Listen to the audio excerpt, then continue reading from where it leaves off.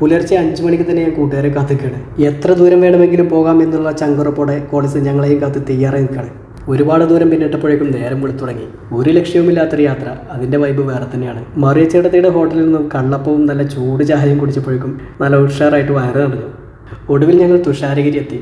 പ്രകൃതി ഇഷ്ടപ്പെടുന്ന ഏതൊരാളും പോകേണ്ട ഒരു സ്ഥലം തന്നെയാണ് ഈ തുഷാരഗിരി. രാവിലെ തന്നെ ആയതുകൊണ്ട് അധികാരം വന്നിട്ടില്ല ഇവിടെ. വയനാട്ടിലേക്ക് പോകുന്ന വഴിക്ക് ഒരു ഇടത്താവളം എന്നുള്ള നിലക്കാണ് ഇവിടെ ഞങ്ങൾ ഇറങ്ങിയത്.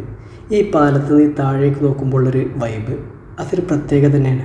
ഇടവിട്ടുള്ള മഴ ഉണ്ടായതുകൊണ്ട് ചെറിയൊരു തണുപ്പുണ്ട്. ഈ പാലത്തിൽ നിന്നും താഴേക്ക് നോക്കുമ്പോഴാണ് പുഴയുടെ വന്യത നമുക്ക് മനസ്സിലാകുക. ഒരു ചെറിയ കുട്ടി കടലാസിൽ പെൻസിൽ കൊണ്ട് കൂറിയിട്ട പോലെ കിടക്കുന്ന പാറക്കെട്ടുകൾ കാണുമ്പോൾ അതിലേക്ക് തെറിച്ച് വീഴുന്ന ഓരോ വെള്ളത്തുള്ളികളും മനസ്സിന് കുളിരാണെങ്കിലും മുകളിൽ നിന്ന് നോക്കുമ്പോൾ ഒരു പേടി തന്നെയാണ്. എങ്ങാനും താഴെ വീണ് പോയാൽ പിന്നെ ഒരു പൊടി പോലും ബാക്കി ഉണ്ടാവില്ല. അത്രയ്ക്ക് താഴ്ചയുണ്ട് മുകളിൽ നിന്നും. രാവിലെ തന്നെ ആയതുകൊണ്ട് നല്ല അടിപൊളി ഫ്രെയിമുകളാണ് എനിക്ക് കിട്ടിയത്. ആ വലിയ പാറക്കല്ല് കണ്ടാൽ ആ മരത്തിനെ താങ്ങി നിർത്തുന്ന പോലെയാണ് തോന്നുന്നത്. പക്ഷെ അതിൻ്റെതായ അഹങ്കാരമൊന്നും പുള്ളിക്കാരില്ല കേട്ടോ. ഞങ്ങൾ ഗേറ്റ് കിടന്ന് പാലത്തിൻ്റെ ബാക്ക് സൈഡ് കാണാനൊന്നും പോയി. എന്താ അതിൻ്റെ ഒരു ഭംഗി! ഒരു അടിപൊളി നിർമ്മാണ രീതി തന്നെയാണ്. സീട്ട് റഷീദും ഷാജാനൊക്കെ കാര്യങ്ങൾ വിശദമായി വിലയിരുത്തുകയാണ്. അപ്പോൾ ഈ വീഡിയോ ഇഷ്ടപ്പെട്ട് കഴിഞ്ഞാൽ യൂട്യൂബ് ചാനൽ സബ്സ്ക്രൈബ് ചെയ്യുക, ഇൻസ്റ്റാഗ്രാം പേജ് ഫോളോ ചെയ്യുക.